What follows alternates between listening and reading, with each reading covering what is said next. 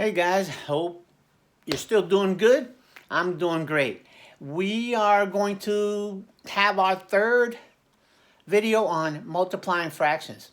This time we are going to multiply mixed numbers. Mixed numbers. You remember at the end of the last video, some of our improper fractions, we had to reduce them into a mixed number.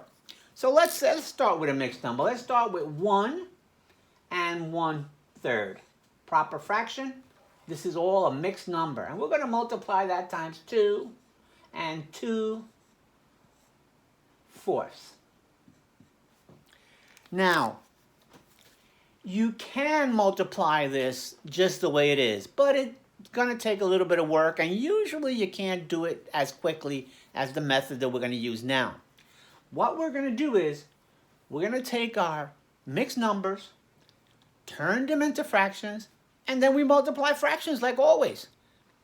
And then we might have to reverse it in the answer. But let's take a look first. So how do I make a mixed number into an improper fraction? Very easy.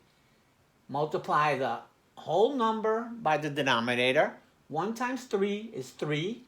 And then you add the numerator. 1 times 3 is 3 plus 1 is 4. And you put that over 3. And then we'll do the same thing to the other number. 4 times 2 is 8, plus 2 is 10. And we'll put that over the denominator. Then we multiply as usual. 4 times 10 is 40. 3 times 4 is 12.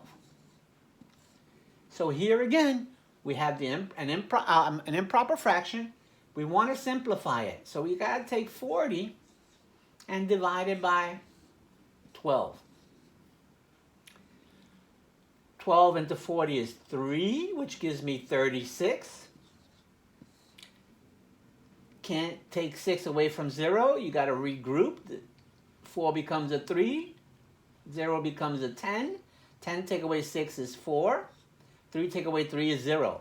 So, like before, the answer is the whole number, and your remainder goes over the denominator. And here we can see that this fraction can be simplified. So the 3 remains the same. What number goes into both of these numbers? 2 can do it, but we're a little better than that. 4. 4 can go into both of these numbers. 4 divided by 4 is 1. 12 divided by 4 is 3. This should be your final answer. 3 and 1/3.